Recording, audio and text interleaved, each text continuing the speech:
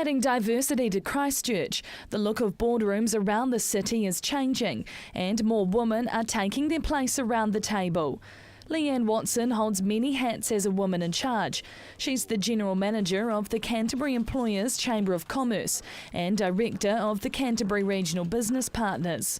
Look, I think that the whole business environment in Christchurch has changed quite dramatically over the last 3 years, and I think this is just another indication of businesses looking at new models, looking at ways to do things differently than they have in the past, and diversity around the board table is just another one of those changes. Gone is the traditionally male-dominated sector. Now the men are adapting to women in governance.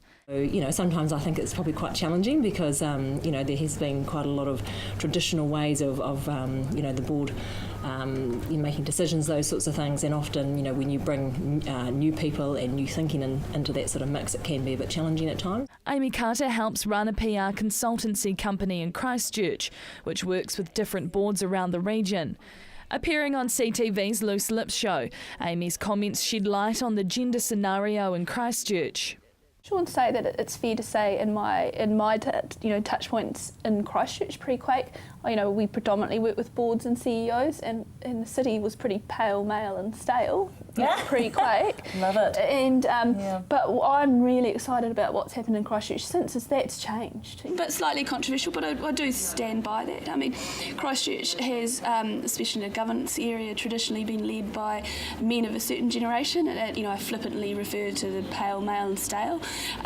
Look, it's about an attitude, not necessarily an age, and what I'm really excited about now is we're seeing a significant change in our leadership in the commercial sector and in the not-for-profits as well. We're seeing new, young, vibrant people with world experience coming home, getting involved or stepping up.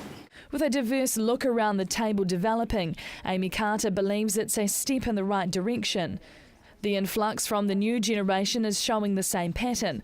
Christchurch City Holdings announced its 8 inaugural director internships, 7 of those going to women. Only help, it's not all middle-aged men that buy things, so having diversity on boards needs to reflect not only the market of the company, in my opinion, but also different ways of thinking. We all think a little bit differently depending on your age, sex, gender or culture.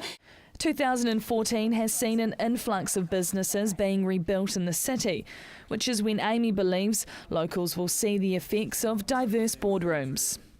We're not what was, we're going to be what is, and so there's an opportunity to flesh out and be involved in the leadership and the direction of where we're going, and businesses are going to play a big part in that. And so the more diversity we have, then probably the more diverse the businesses and the opportunities we're going to see as well. Emma Cropper, CTV News.